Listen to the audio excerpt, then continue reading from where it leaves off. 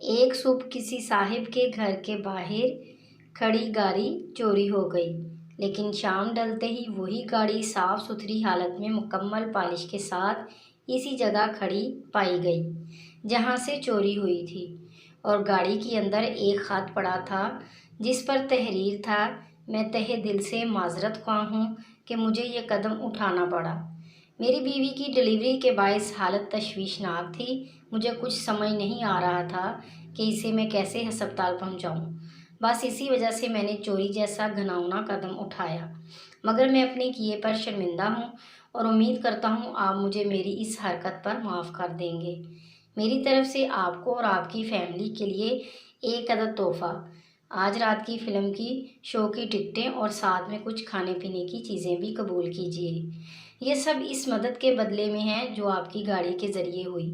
گاڑی کا مالک یہ سب پڑھ کر مسکرایا۔ بغیر محنت گاڑی بھی دھلی ملی اور مفت میں رات کے شو کی ٹکٹیں بھی۔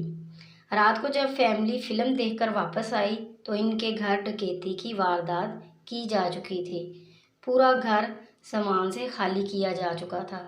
سب الماریاں خالی پڑی تھیں، سب خزانہ اور قیمتی سامان صاف، اور وہیں پر ایک خط پڑا ملا جس پر لکھا تھا: امید ہے فلم پسند آئی ہوگی آپ کو۔ مزید اچھی سی ویڈیوز کے لیے ہمارے چینل کو سبسکرائب کریں، لائک کریں اور شیئر کریں۔ شکریہ۔